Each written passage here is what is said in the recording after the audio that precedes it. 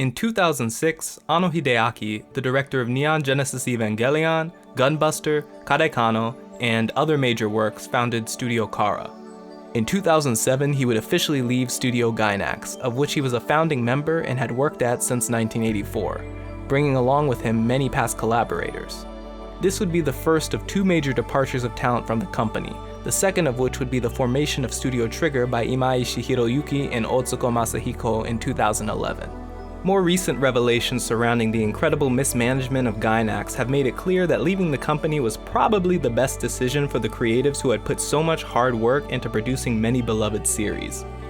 Not only were higher-ups on the business side of the company siphoning money away from the studio and the staff, they were involved in various other shady activities before and after Anno's departure, including, but not limited to, not paying Khara royalties it was owed for Evangelion merch sales, selling off the rights to series made by former staff, and tax fraud.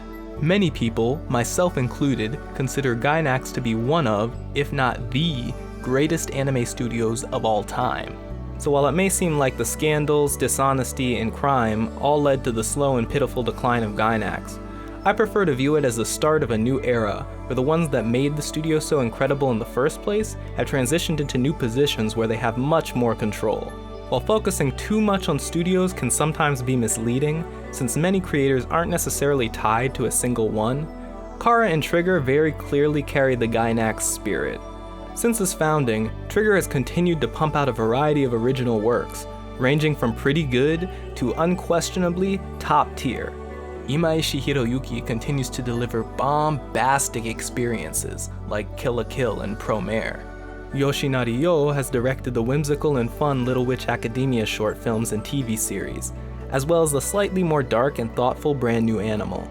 And Amemiya Akira has reimagined tokusatsu in SSSS Gridman and Dainazenan.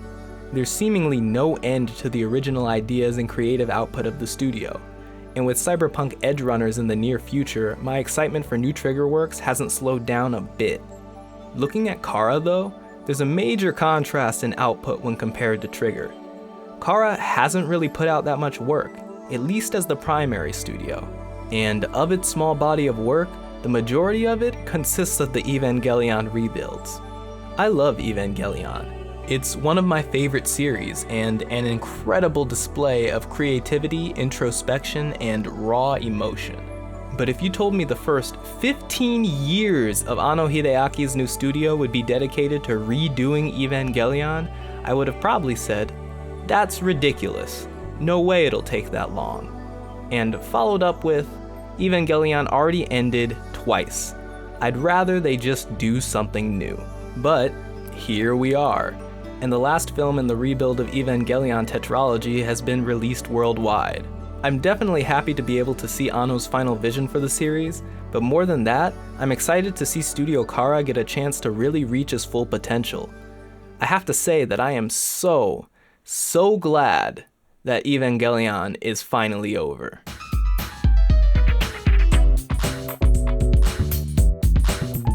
There's been a recent trend in most forms of media towards recycling existing franchises. Video games, movies, TV shows, all of them seem to be increasingly focused on sequels, reboots, and remakes.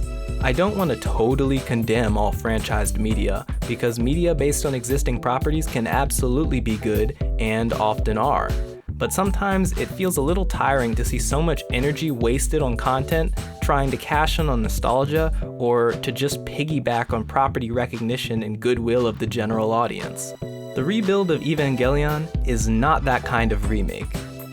Throughout the years before founding Khara, Anno tried coming up with ideas for new original anime, but despite his efforts, he couldn't escape Evangelion. In his own words, I'd already put everything that interested me into Eva. When I tried to do that with a new project, it inevitably resembled Eva. And so he decided to rebuild Evangelion. Due to reservations around working with Gainax, mostly because of past issues with management, he decided to create Khara. So rather than being a cash grab, or a way to get his new studio off the ground, the new Eva movies were a planned endeavor that Anno truly thought would be the best way to go about producing new anime.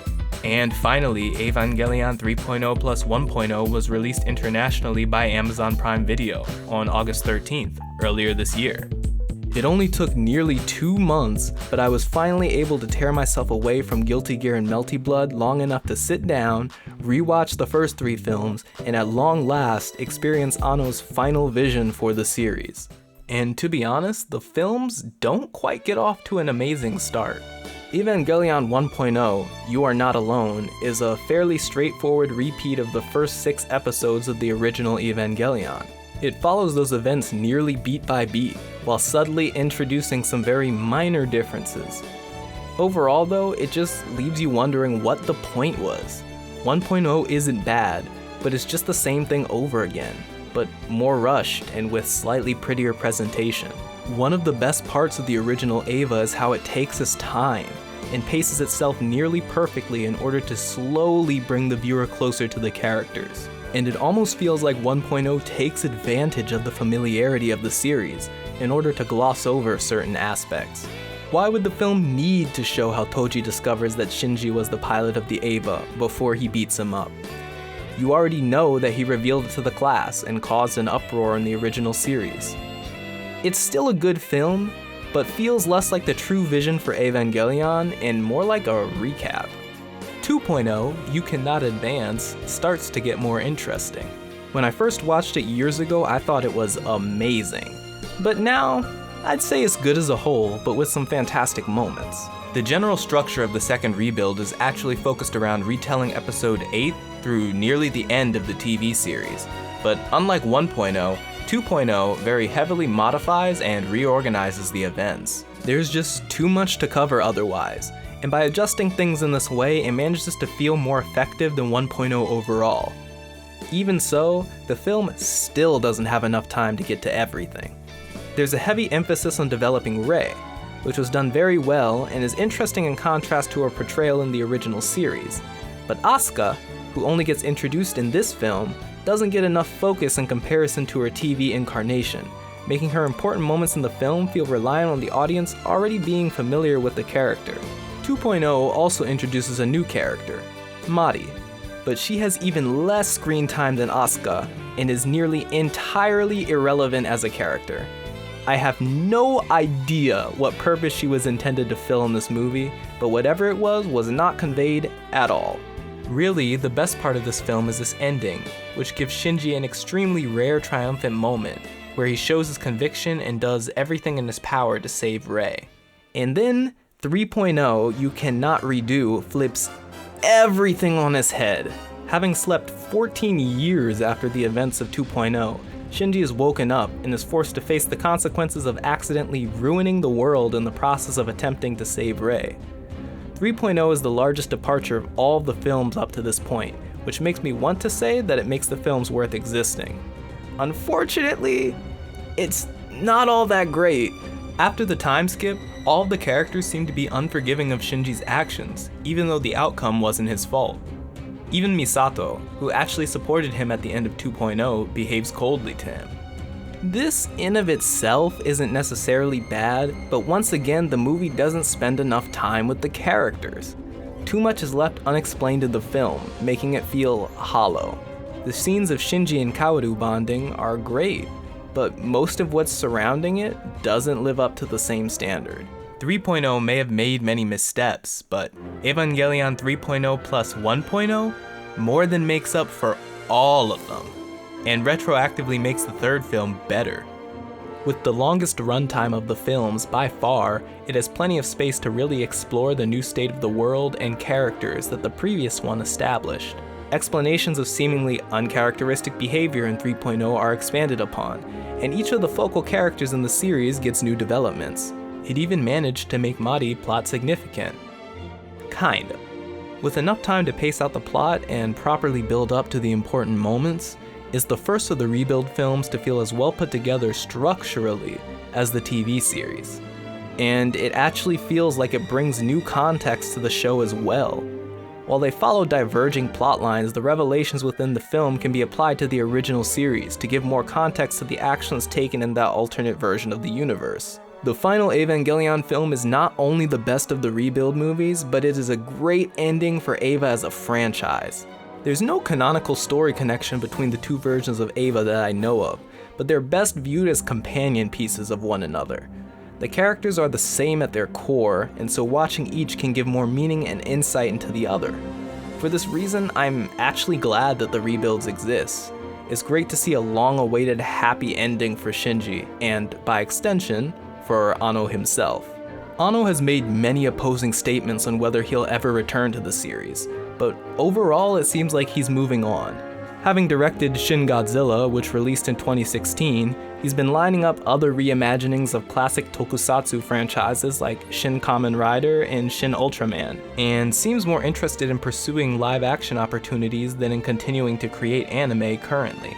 Suddenly, Khara and his creators are no longer bound by the restraints of the Eva series. Whether or not they end up producing more work for Khara or branching out to other studios doesn't really matter. For the first time in 15 years, there's no expectation of more Evangelion. Throughout that time, Khara's number of non-Eva productions has been minuscule, with most of his output being assistance on series for other studios and various shorts. In fact, as far as I'm aware, outside of the Rebuilds, the studio has only put out 2 works longer than 15 minutes. The first of these was Gravity Rush Overture, a 20-minute promotional anime created in order to bridge the gap between the two very underappreciated games in the Gravity Rush series. Released in 2016, shortly before Gravity Rush 2 in 2017, the short sets up some plot points that would be explored more in the game, but overall was pretty insubstantial. It does have moments that call back to old Gainax works, but these don't really help it to become an essential watch. The other is The Dragon Dentist, a 2-part television special and Tsurumaki Kazuya's first solo directorial work since the start of the Evangelion rebuilds. Of all of Khara's works, this one shows off his boundless potential more than anything else. The Dragon Dentist is based off a short of the same name from the Japan Animator Expo, an exhibition of works by upcoming talent in the anime industry, organized by Anno Hideaki between 2014 and 2015. Directed and written by Maijou Outarou, who is probably best known for writing the script for Id Invaded. The short focuses on an unnamed girl and follows her through the process of becoming a dragon dentist, those that have been chosen by dragons to care for their one weakness, their teeth. The short is interesting, but way too limited to really feel like you get to experience even a sliver of the world it has to offer. Luckily, in 2016, it was announced that the short would be expanded, and the next year, the TV special for The Dragon Dentist was aired. Again written by Outarou, but this time in collaboration with Enokido Youji. The series vastly expands on the short, giving more insight into the world he envisioned. Set on the backdrop of a war between 2 nations, we get to experience the story through the perspective of Kishi Nonoko, an eager but novice dentist, and Belle Octavius, an enemy soldier revived by the dragon that she attends to. Nonoko is obviously intended to be an updated version of the girl from the short. Despite her changed look, thanks to a new character design by Iseki Shuichi, she went through the exact same process in order to become a dentist, witnessing and accepting the circumstances around her future death. This trial and the dragon's associated power over human life is the core of the plot and major themes of the story. While the dentists are able to live their lives fully, even knowing of their eventual demise, Bell can't find it in himself to agree. He's taken in by the dentist after being pulled out of the dragon's teeth by Nonoko, but he technically hasn't gone through the process to become one. His clashing mentality is a major point of disagreement between him and Nonoko, and as he and the dentist are dragged into the war occurring around them, their different ways of thinking are put to the test. The writing and general story of The Dragon Dentist is his greatest asset. It presents an interesting concept, exploring the idea of destiny and how it affects the different characters, but delivers it in an incredibly impactful and resonant way. The biggest criticism that I could make is that while the story this special sets out to tell is completed, the richness of the world and characters it presents will leave you wanting more, which, to be honest, I'm not sure is a criticism at all. Though the story may be the best part of The Dragon Dentist, it wouldn't be nearly as effective without its fairly impressive presentation. Tsurumaki's signature energetic style is present here, but is toned down compared to past works like Fooly Cooly and Diebuster, likely to match the more consistently serious tone of the story. But when necessary, the animation rises to the occasion and imparts just enough flair to make certain moments hit home. The visuals have a very pretty use of color, relying on slightly washed out earthy tones and faded watercolor style backgrounds that are incredibly aesthetically pleasing. The Dragon Dentist also makes use of CGI relatively extensively. From the beginning, Studio Khara has had a large focus on the use of CGI, which has been well done in a lot of their works. The Eva rebuilds use it nearly entirely for the Evas themselves and other machinery, which doesn't actually look too bad. Here, its use isn't terrible. You could actually miss a lot if you weren't paying attention. There are occasional action shots where characters in their entirety are replaced with 3D models, and while this is one of the better implementations I've seen of that use of CGI, I'd be lying if I said it was as natural as a hand-drawn sequence would be.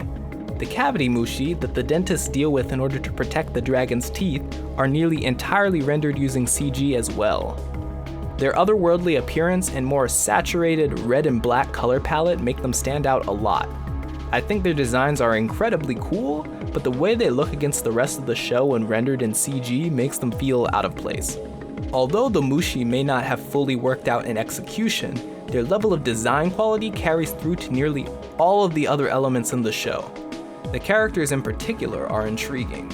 The dentists are an eclectic group, and though their outfits are mostly reminiscent of traditional Japanese clothing, each one is different in how it's constructed and its individual accessories. This kind of design is very effective within the type of story being told.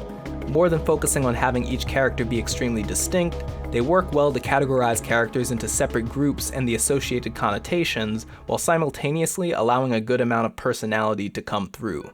Collectively, these elements make for a very solid package, and one that it looks like a lot of people haven't seen. If this is the level of quality I can expect out of Khara, I cannot wait for what will come next, whether from known creators like Tsurumaki or from new talent. While I think a full-length series for the Dragon Dentist would be amazing, Khara produced many other interesting works in the Japan Animator Expo, and I'd also like to see this new generation get more of a chance to flourish as well. Without the ever-looming shadow of Evangelion over Khara, there's the open opportunity for someone to make a new masterpiece. So you should definitely watch The Dragon Dentist, and I hope it makes you as excited for the future of the studio as I am. Thanks for watching, and stay tuned. I plan on doing a much more in-depth breakdown of The Dragon Dentist very soon. So if you've already seen it or plan on watching it, I hope to see you again next time.